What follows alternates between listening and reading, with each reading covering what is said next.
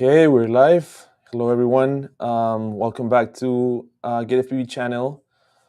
Today we have something that is really exciting for us. We have a guest, which I think that I don't need to even introduce, but it's basically the creator of this frame, which is very popular right now. This whole kit, this whole frame, we put together with him. So welcome, Joshua Bardwell. Thank you for being here with us today to talk about a couple things that are really exciting for us, I guess really exciting for you as well. And then welcome everyone again. How are you, Joshua? I'm doing good, thank you, Santiago. Yeah, I'm really excited to have this frame finally out there to show people. We've been working Yeah, on it for yeah. a long time. It's been a while. It's been a while.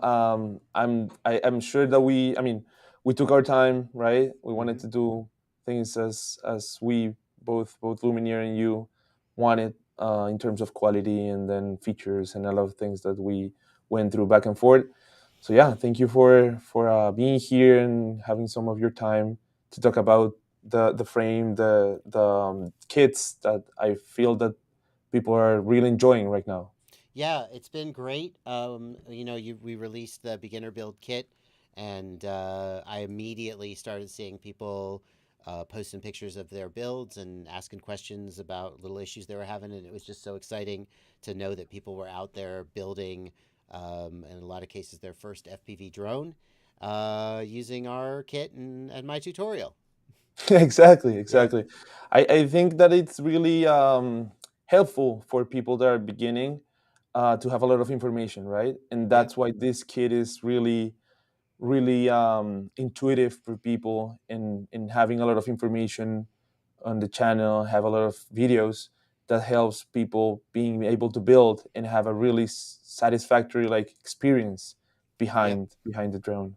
Yeah, for sure. That's the goal, is for people who have no background or very little background in FPV to be able to basically have their hand held as much as possible without actually physically being there. And get them over that learning curve and get them to successful first flight. Uh, there was one guy who said, I built it, I flew it, I lost video. I guess I don't know. He had a problem with his video transmitter, or maybe he didn't turn his power up or something. I lost Okay. video, and then it crashed in the trees, and I lost it. So Oh man. you got to your first flight though. Right. So I that's mean a win. that's part of FPV, right? You It always is. It crash. is. That's why it's also really important to have like this information and walkthrough because you're gonna need to go back again, right? Every time you fly, you crash, you need to go back at it and then know how to fix it. I think that's within Yeah. the FPV, the FPV yeah, what I know, Yeah. adventure, right? Yeah, it is. I mean, you're always going to break things. It sucks when you lose your first quad on your first flight. That's pretty extreme. So I gave him some tips about what he could have done differently and thought to myself, gosh, should there be more videos in the series, with more? Because, I mean, the goal of the series is to get you to your first flight, but there's always more to learn. Like, for example, if you lose video, you should disarm. You shouldn't, like, try to fly it, keep flying it. Hmm. Or maybe you shouldn't fly it your first flight somewhere where you could lose it in the woods, you know? Right. So I'm always thinking about what else we could put on there to be more helpful. But yeah, I think it's a great start that if you built your quad, you know how to build it, and you hopefully will know how to fix it. Yeah, yeah, for sure, for sure. I agree with you.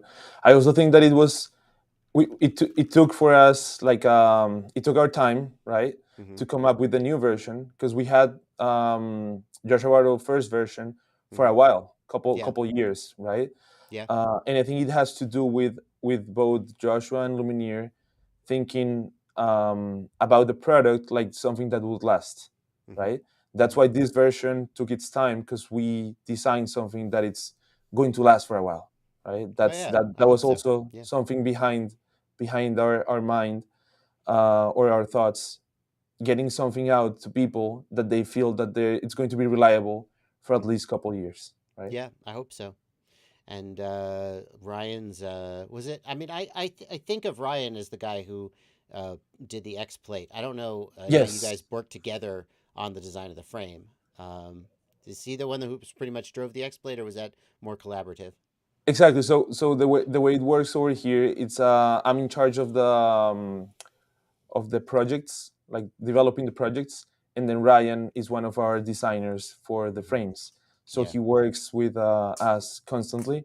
Hmm. He's really well known into the community, Hmm. and yeah, we came up with a solution. Actually, I'm going to show it right now. Let me do it here. Oh, nice. Yeah. We got the So we top down came up view. with this solution, which is basically, I think that most of you people already saw it, but it's basically just an X plate that it's aluminum, right? Hmm. Before this was made out of carbon fiber, and then the way that it works, it's like a vise. So Hmm. it has these two side wedges that basically just go in as you turn the screw. Hmm. That way, yeah, you can just tie the arms when the yeah, maybe when you crash they get a little bit loose, so you start Right. tightening it. So Yeah. that was really cool. Well, that was a problem that we like. The original arm mounting mechanism on the QAV-S was really innovative. The way that it sort of applied side pressure, but one of the issues we did run into was either after crashes it would loosen up a little bit, or just Hmm. depending on the manufacturing tolerances, sometimes it was a little tighter. And it's really great that not only does this solve that problem because now you just tighten the screw down and you make sure that your arms are snug, but in addition to that, it means that you have lateral clamping force on the arms, which I think, if there are other frames out there that do it, they're extremely rare. Right, that's true, that's true. I think that this is one of the frames that actually does lateral, because Yeah. most they do just vertical, right? They sandwich the plates, and it's fine. It's just that we wanted to introduce this new method of Mm-hmm. tightening the arms. Mm-hmm. And the thing, like you just said, is that tolerances between carbon fiber plates, they're never the same, because the bed of the CNC sometimes it wears off. Mm-hmm. So you start having some play that you cannot get rid of, even if the design is just perfect. Doesn't Mm-hmm. have to do with this, do with the design. It has to do Mm-hmm. more with the manufacturing, right? Yeah. The only Yeah. way to get rid of that variable was just to introduce a new material. I mean, in the concept, which Right. is aluminum. So that solved us the issue. So yeah. Yeah. In addition to that, that X plate was carbon, and I don't remember the Mhm. thickness, but I think it was relatively thin. It was maybe a 1.5 millimeter carbon, I would Yeah, I think it guess. was 1.5 to 2 millimeters. Yeah, Yeah. and I had cases where that would be the part that gave out that X plate. The arms would be fine, the whole frame would be fine, but that X plate would break from the stress of the impacts the arms were taking in a crash. And it was really a shame to have to pull the whole bottom of the quad apart to replace that X plate. Um, and now that's just not going to happen. Like the Right. X plate is not going to break. The Yeah, yeah, aluminum yeah. Something is else gonna give before the XSplit for does. sure, Yeah. for sure. Yeah. I mean, I think this is one of the strongest arm mounting mechanisms of any frame that's out there. And I really like the way that it also shows as an accent. When Hmm. when you have the full frame built, you see more of the purple as just Yeah, as an accent, right? It's yeah. pretty cool. So what happened is that after we did this, I mean, in parallel when we were doing Hmm.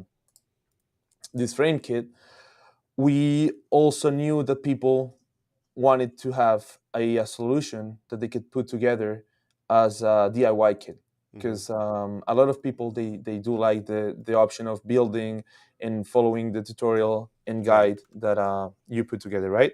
right. So we ended up with these two kits that I have here, and these kits are basically everything you need to build your drone, right? Yep, yep, So we yep. have two SKUs, two different versions. I'm going to show you later on in our website. Hmm. But basically, let me open this up. You have. I'm just going to do like a quick unboxing here. Hmm. You have your frame kit, which is the one that I just showed you. Hmm. Then you have for the analog. So we have analog version and HD ready version.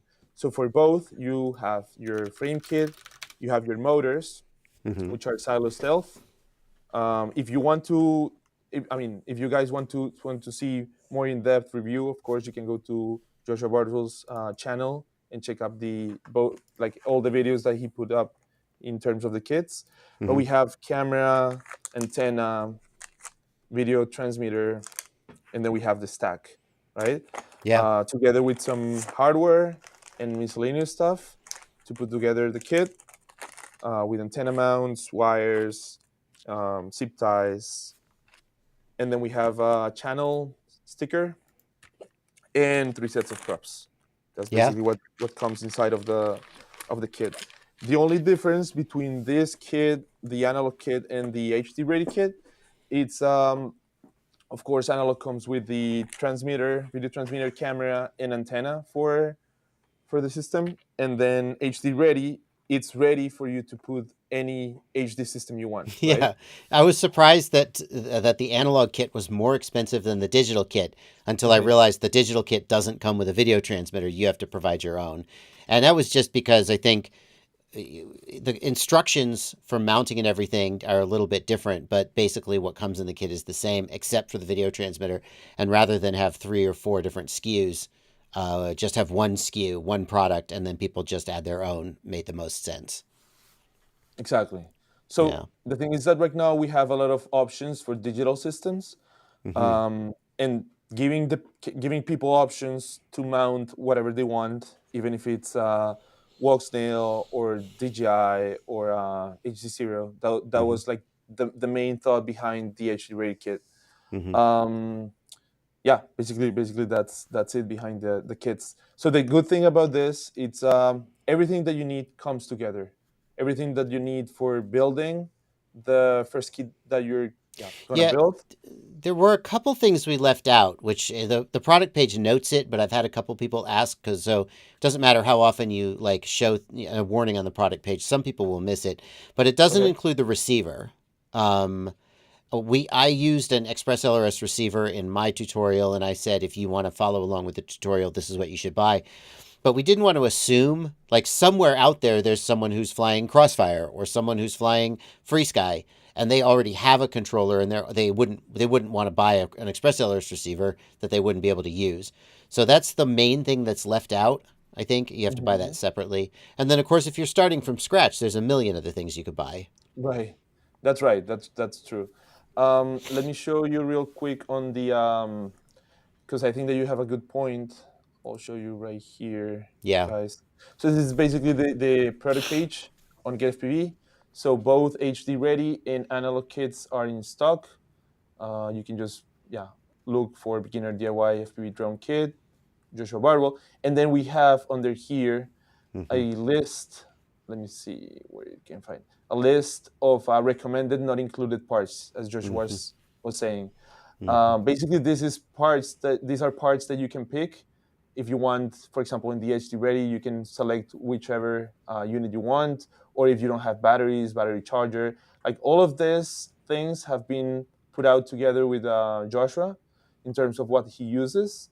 Um, Everything, like for example radio receiver, as he was just pointing out, we do have a mount inside of the kit. We just don't have the receiver, right? Hmm. So these type of things are here under the recommended parts, so you Hmm. guys can go and check what we recommend, yeah, for this type of builds. And I'll go real quick here to show you guys that we have the H ready kit, and then we have the analog kit together. So we have both kits, or if you just want to have the frame kit, that's also something that we have here together with spare parts, whatnot. Yeah. Yeah. Yep. That beautiful purple, of course, I love it. I don't know if maybe it's been a little bit controversial because I've seen some people commenting like, "Oh, I really like the frame, but I hate purple," and I don't know. I don't know. I'm torn. Right. I Make guess it generic just to make better sales. I don't know. right. I mean, it has to do with the personal preference, right? It's a Yeah. signature frame. Yeah. So a For sure. signature, you like purple, and that's it. Yeah. Maybe in another frame we will have a different color. But for now, yeah, I think that makes it different, right? All the Yeah. frames right now are black. Why not having some color to Well. it? Yeah. I like purple. Somebody else said, I do blue and gold or whatever, and purple just doesn't go. It's not that they were opposed Right. to colors; they just wanted a different color. Right. I saw someone online. I think I don't know. I can't remember who was it, but they were talking about like de-anodizing the camera plates. I can't remember, but They were basically talking just about removing the anodization. yeah, yeah, yeah, Mm, yeah, yeah. I mean, more Yeah, I'm power to you, I gonna. guess. So I want to hear from you a little bit of the video series. Like, how do you usually like um, dissect or spread it out? Just so Well, people here that haven't like go into it, maybe they can have a better understanding on how to right. follow this. Well, I mean, I try to approach the video series in the order that I would do things. I'm always trying to think of, if you need to know A in order to do B, make sure you present A first. So, like, try to present the information in the order that you're going to need it. And try not to, like, it gets really confusing when people, like, skip ahead and skip back. And that's one of the things that I think makes it harder to follow some people's tutorials. So, we just start by assembling the frame, and then, you put the motors on, you put the ESC, and as you're going, you're thinking about, what information do they need to know in order to do this successfully. I'm always trying to think about what is the minimum amount of information you need to be able to succeed, because there's so much information that you could teach somebody, and it's oftentimes overwhelming. So sometimes there's a place to go a little bit into a deeper dive, but for a series like this, the minimum amount of information you need to succeed is still a lot of information. And so for this series, I try to keep it, as focused as possible. Um, Right. and then just present things in the order, just think about the order that you do things when you build a quad and present them one at a time, in that order. That's right. I just wait a sec. I want to show you something. I Hmm. just remember this meme that I saw a couple years ago. Let me see if I can. It's basically this, right? Mm-hmm. Like Mm-hmm. the thing is that there's so much information in Mm-hmm. FPV that you just not. Yeah.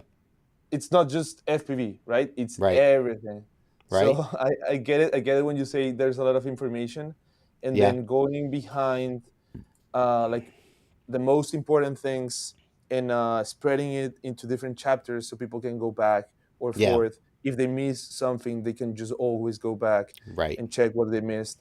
I think that's the best way to get beginner people or yeah beginners into the good route, right? Yeah. Because Yeah. FPV has a lot of different routes. You can buy I don't know a BNF or a ready to Yeah. fly drone right away, but it to me personally it takes away also the fun of being able to put your like your yeah your signature into it, right?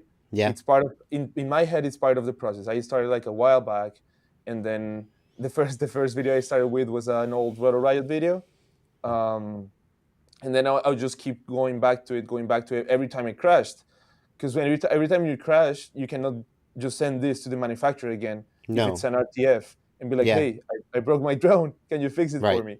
That's um, the thing. There's no DJI Fly for FPV drones. right. If you fly, you're going to crash. That's a fact. And when you crash, things are going to break. And like I've met a very very few people who have enough money that when they crash, they just buy another quad. And it's a shame because they have like 10 broken quads, and all that's wrong is maybe it needs a new motor or something. Mhm. But most people just can't afford to do that. If they're going to be in the hobby, they're going to have to be able to repair and going to have to be able to build. And the best way to learn that is to just start building your own. There are people who prefer to start with a bind and fly, and just get straight in the air, and that's cool. But I think the minute you buy that bind and fly, you should also start building, start saving up for your build, because it is going to crash, and you're going to need to get on that road sooner or later. Right. Right. I agree with you. Totally agree. So one of the things that we wanted to do right with this frame and of course this kit is that we wanted to have it as an affordable option, right?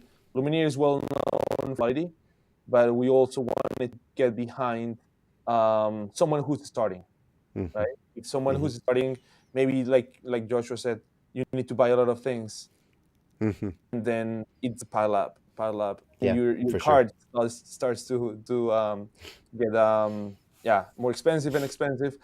And the idea was to behind this V2 frame was to give more options and like different new features, but Hmm. trying to keep the price as affordable as possible, right? Yeah, it's tough Because in this day and age. I mean, you'd always like it to be cheaper and more affordable, but everything is more expensive now. And despite what some people think, it's not just because manufacturers are greedy. Like, without getting too much into the sort of behind the scenes of it, everything's more expensive, both at the consumer level and at the retail level and at the manufacturing level. And so just the prices of things go up. Um, so, that's right. That's why behind the products we try to keep as affordable as possible. So you will find that the analog kit with everything you need except like Joshua just pointed out, the receiver, it's $339.99, and then the HD ready, which is just missing the air unit, whichever air unit you pick, it's $299.99. So mm-hmm. that was the idea behind it, together with the frame kit, which is Mm-hmm. $79.99.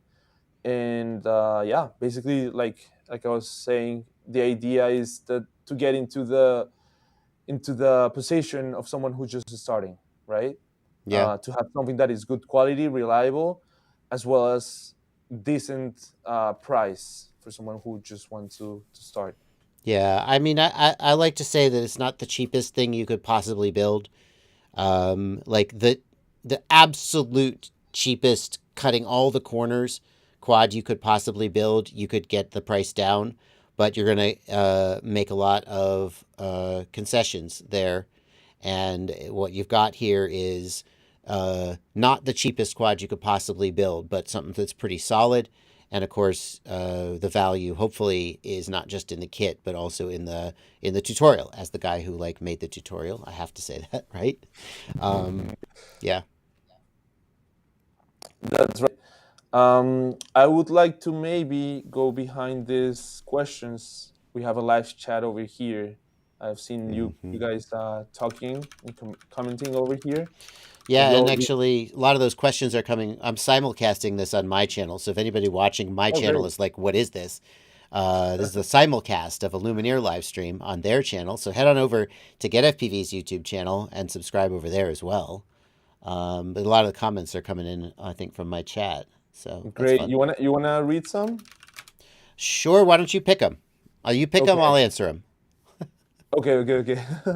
Let me think. Let me see if I have something here. Yeah, shout out to everyone who's joining and commenting. We're gonna see your comments. Uh, let's see.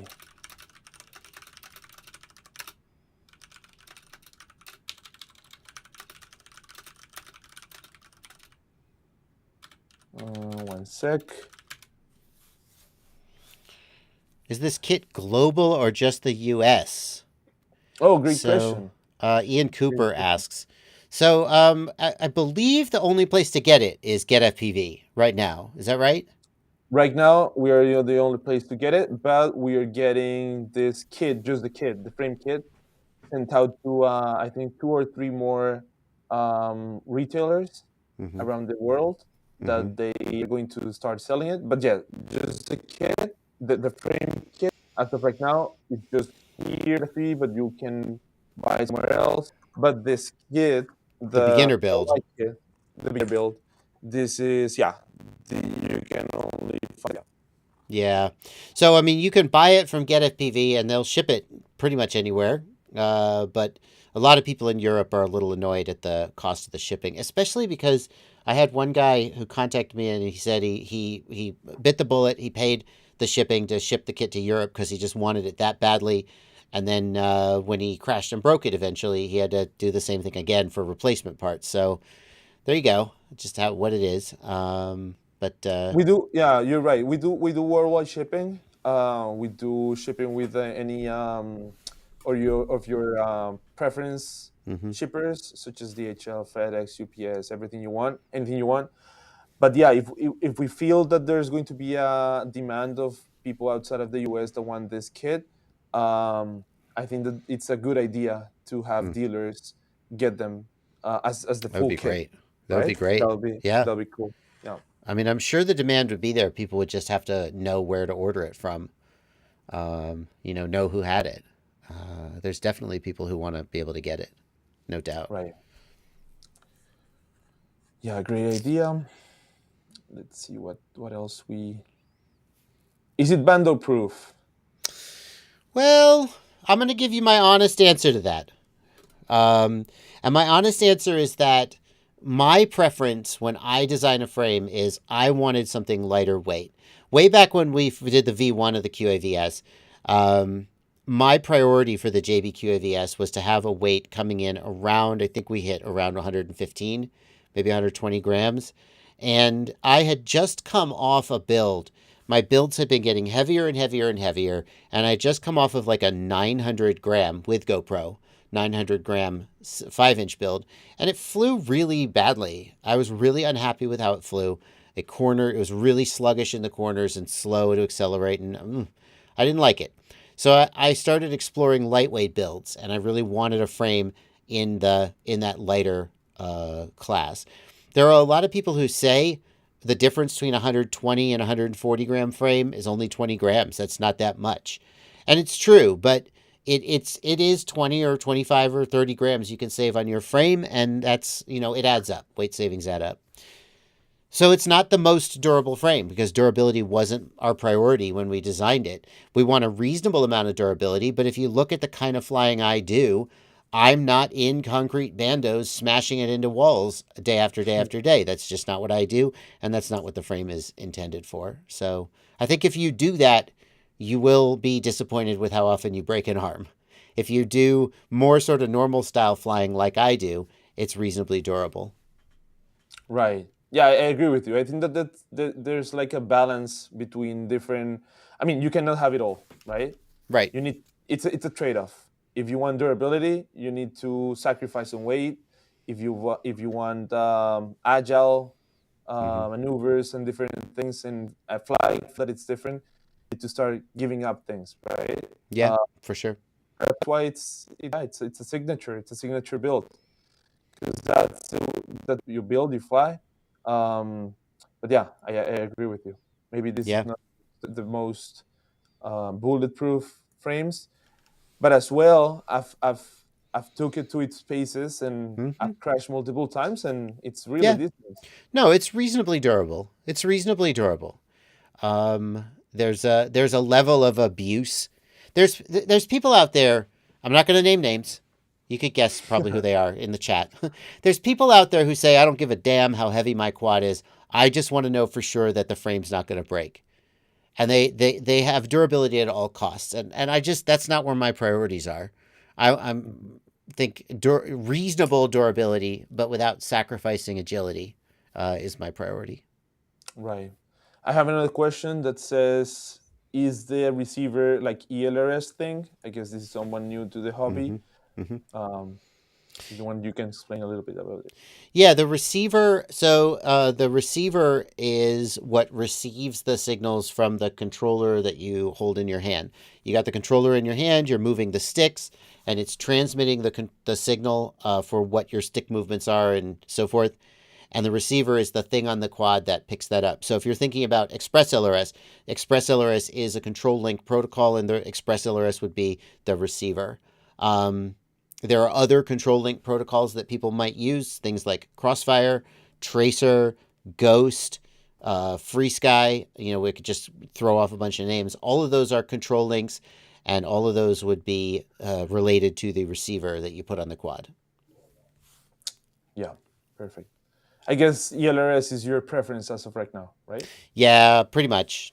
Pretty much. The main reason, there's two things I like about ELRS, and one is I really dig the excitement and passion that the developers bring to it.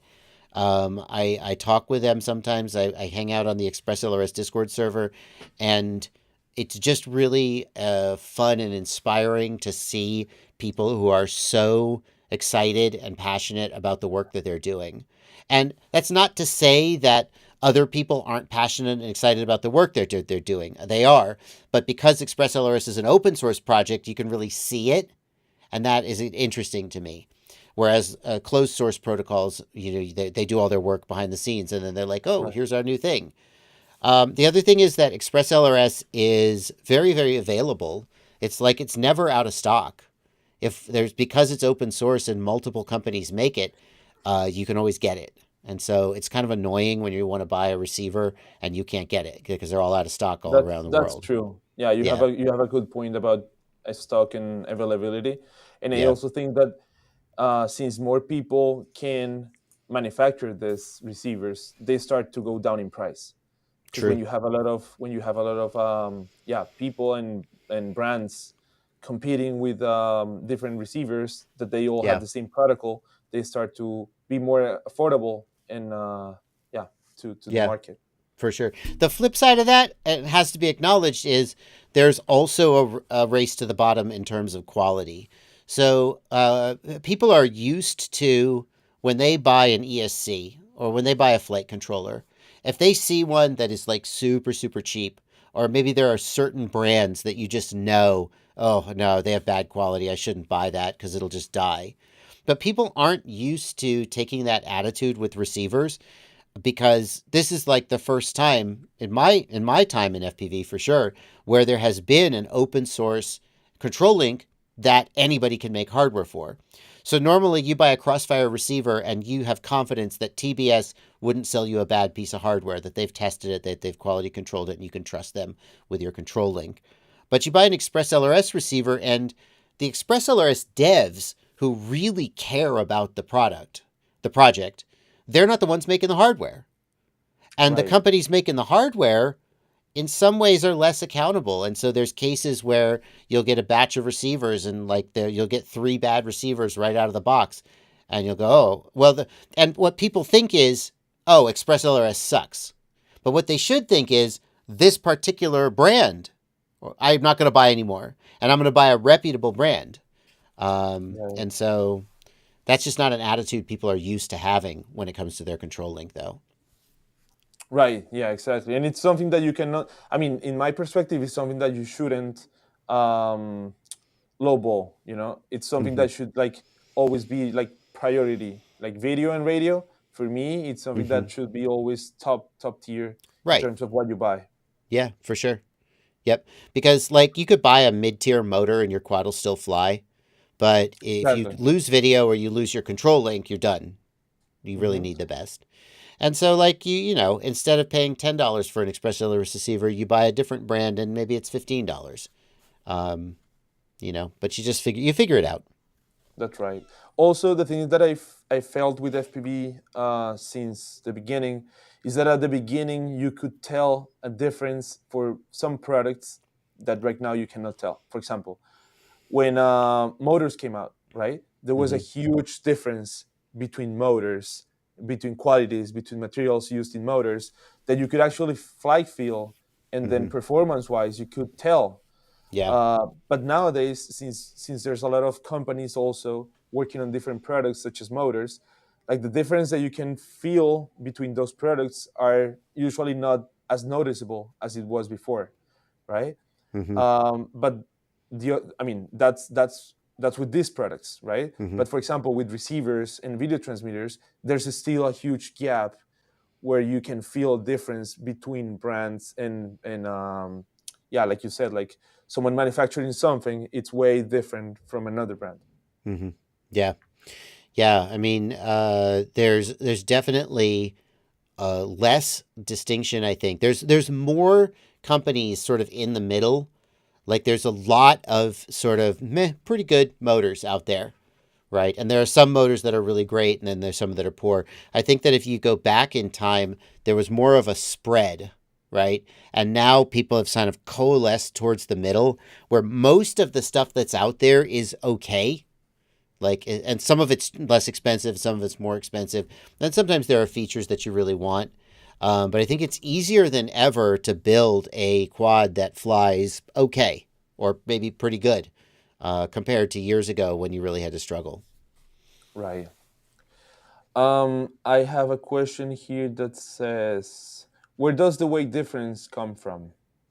The weight difference in frames or I think between. between the V1 and V2 that we were talking before, I think. Yeah, so the V1 frame came in around 115 to 120 grams. The V2 frame is a little heavier. What's the number? Let me 125? see. I have it right here. Uh, Let me check. I think that's the average. Yeah. Yeah, around 125. It depends on what you put on it. Yeah, 120, So 124 without the G camera mount. yeah, Yeah. it's about 10 Yeah. grams heavier. And like I could tell you that probably a big part of the difference is that there's a metal front end, and even though it's aluminum, which is lightweight, its carbon is still lighter. And of course, we have the metal X plate. The fundamental design of the frame didn't change in terms of like the thickness of the plates or the design of the arms. It is very, very much the same frame, except for those small changes. So I guess, Santiago, that the metal parts are what added most of the weight. I don't know. What do you think? Exactly. Because we kept the same standoffs that we have Mm-hmm. here, so Mm-hmm. everything is the same. The dimensions of the frame are almost identical. The construction of the frame, having a bottom plate sectionated, so front and back, and then the arms are Mm-hmm. exactly the same. Also, well, let me talk about this first. Yeah, basically the weight difference, I would say it's behind the camera plates, Mm-hmm. the X-Log system, and that's pretty much it. But also, what I wanted to point out, it's since the frame it's so similar in terms of dimensions and pattern to the Mm-hmm. V1, all the accessories that Yeah. were made for the V1 are backwards compatible, right? Right. No, don't. The 3D prints are the same. So thank goodness for that. Didn't have to design any new 3D prints. Yeah, and that was Yep. also the idea behind the frame, to have people that already designed everything, and then they like something for the V1 frame to be Mm-hmm. able to use it on the V2, right? Yeah. No point to redesign the wheel, right? Yep. Now there is a design decision we made that turned out to be a little more controversial, I think, than I certainly expected. Which was one of the driving things that made us want to do the V2 was the release of the O3 air unit. The O3 camera is wider than the cameras that we typically use, and he basically couldn't get the O3 in. Could you squeeze it in between the side plates on the V1? Like the V1 was already tight on some cameras. Yeah. The thing is that the V1, so the V1 released when, I don't know if you remember that DJI at some point announced that they were discontinuing the air unit, the first air unit. Mm-hmm. Yep. So they were only going to be Caddx Vista. Right. And Caddx Vista was using 19 millimeter cameras. Right. So most Right. of the frames turned that way into Mm-hmm. 19 millimeter cameras. So the plates in the V1, I'm almost sure they are 19 millimeter camera Yeah. plates. But yeah, in this one, we wanted to keep the same 20 millimeters to be able to fit the Right. O3. Yeah. And the other thing is the O3 is very short camera, so it has to be moved forward in the frame. Otherwise, you see the standoffs. And the front end of the frame was adjusted to suit that camera, but we didn't soft mount the O3, which led to some people. Well, some people didn't like that. I think it's That's fair to right. say. That's right. It's also something that I mean, we also think that most of these frames, we think that people weren't going to use actually recording from the O3, because the thing is that since this is like just almost X, a little bit of stretch X, Yeah. you can still Right. see the props in view, right? Right. So that's something that we thought that maybe people wouldn't want, was to record out of the O3, because how the props would be Right. looking to the camera, Yeah. right? And I'm personally so I personally if I record with the O3, like you can still record with the O3, but you'll have props in view. But the hard mounting of the camera means that the image stabilization from the O3 is not going to work on all builds. So on some builds, it'll have issues with the vibration, and that really wasn't an issue for me because, like, when I fly freestyle, I usually will have a GoPro if I really want to do it, and if I don't, either way, I probably am not using stabilization. So, like, my Right. thinking was that this is more of sort of a pure freestyle frame. And so I mean, if you want to use stabilization for freestyle, no, this is not the frame for you. No. But I think that there's like a misunderstanding of people thinking that the like the like you would need soft mount for the camera. Like right, the only thing that you would need soft mount for the camera is if you were going to record and use gyroflow to stabilize. right. That's Or the the only thing. built-in O3 stabilization. Exactly, or the Yeah. Rocksteady, yeah, or the Yeah. Rocksteady, DJI Rocksteady. But apart from that, the video is solid. Like you Yeah. fly and Oh, you yeah. don't see any vibrations.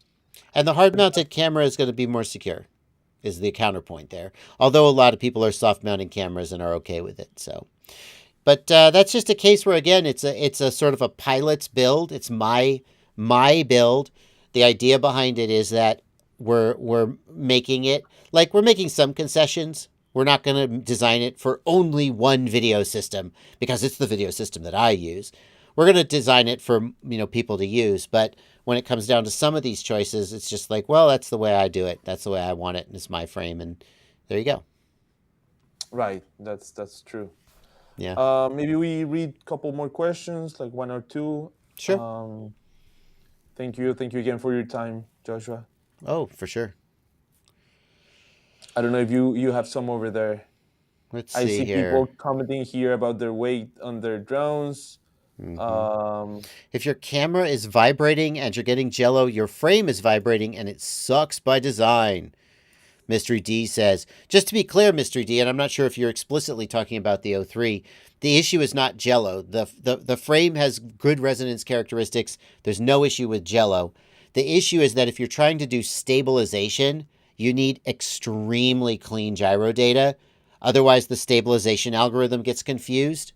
And that's why people are soft mounting the O3 camera, because the O3 camera has a gyro inside the camera that records gyro data for use with gyroflow or DJI's built-in stabilization. And that's the part that doesn't work if you don't soft mount the camera. Well, it sometimes works, but it doesn't work reliably. that's right. Let's see. Bobby Bag says GoPro mounts don't fit the same.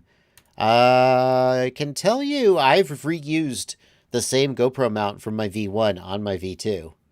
Yeah, I so assure you. we kept the same. Let me put up this.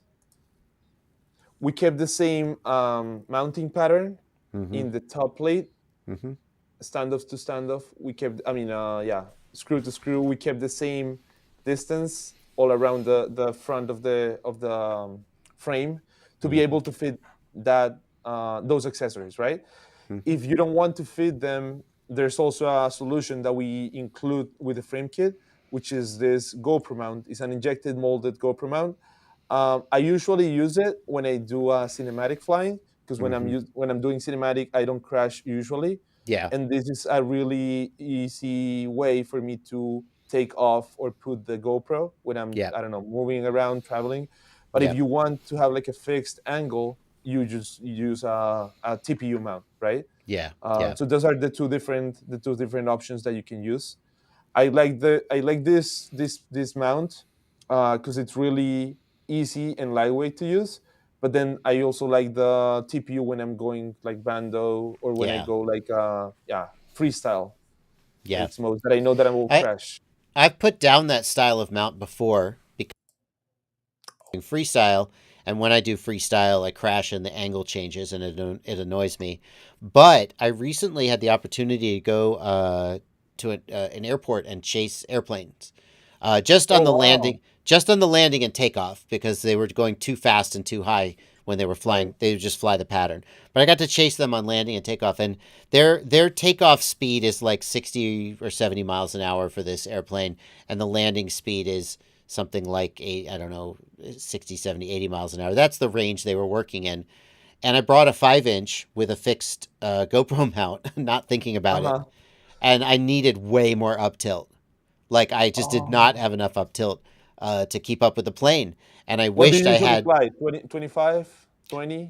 25 or 30 Okay. approximately. Yeah. I think I'm using 25 lately is what I've been using, and it wasn't enough. All you could see was the ground, and I wish that I just had the ability to tilt the up tilt a little bit more, which I could do if I was using that style of mount. So Right. I think that, yeah, it has to do more with like a cinematic option, where you think where yeah when you think that you're not going to crash that much, it's more mm. like for adjusting things real quick. people are But what's that? sorry. People are wondering if the holes line up. They think the holes don't line up. If you're saying the holes haven't changed, I think you would know. But let me see if No, no, no. The holes haven't changed. Yeah. I mean we're really sure the holes haven't changed. The TPU mount. Uh, The yeah, yeah. top We, plate, the we whole didn't. top plate is the same, isn't it? Except for the Yeah. GoPro cutout, but that doesn't affect the screw mounting. No, we didn't change the holes. Yeah. Can you use a standoff and TPU FPV camera mount? I see. Yeah, I don't see why you couldn't.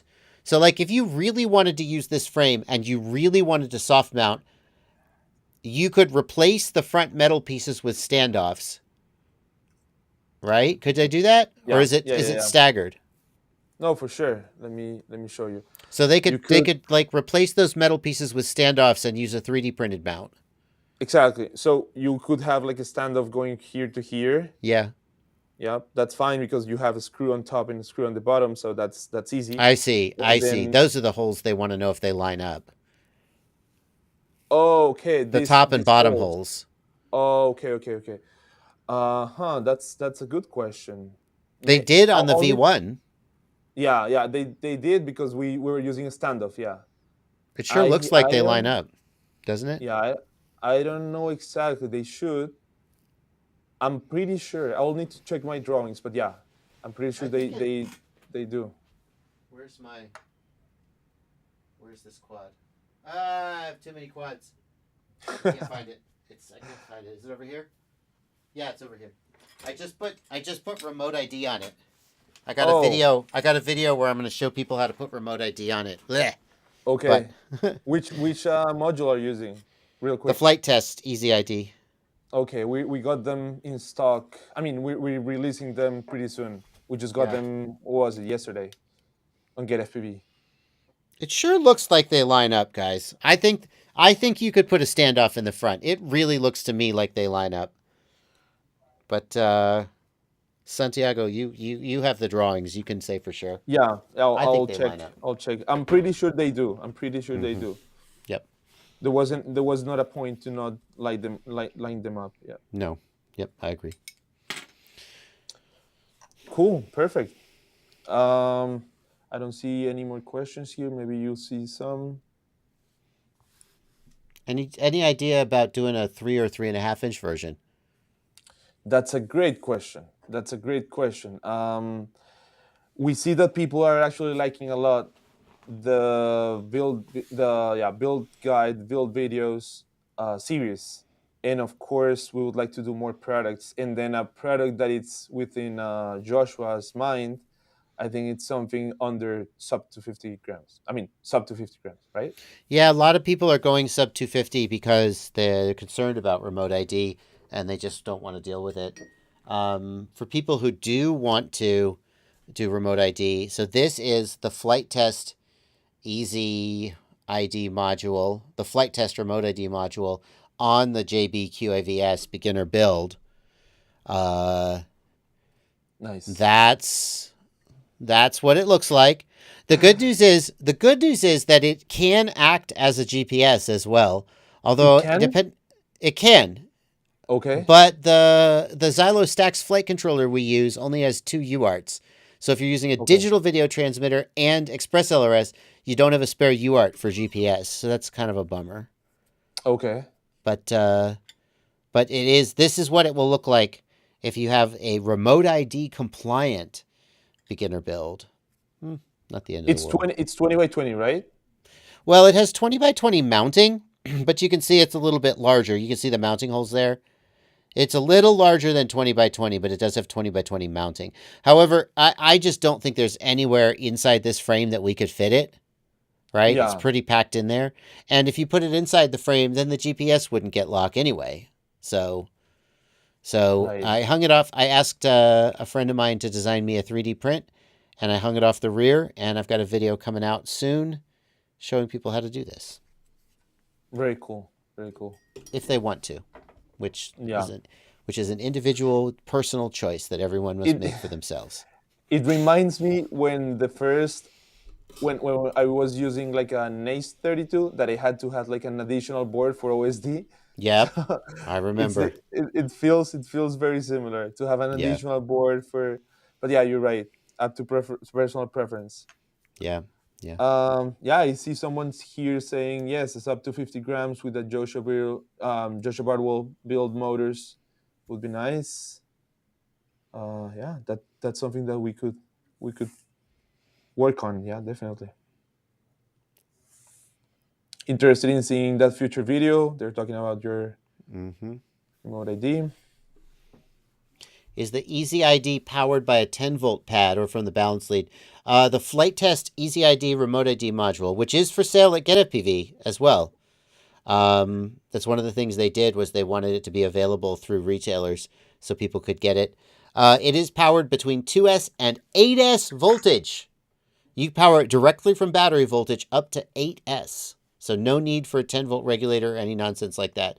Wire it straight to the battery. Yeah, I guess iTest is releasing their this week, Mm-hmm. and we will be able to have it on the store because we already have the shipment here. It's just a matter of waiting on them for them to release it. Yeah, Yeah. great.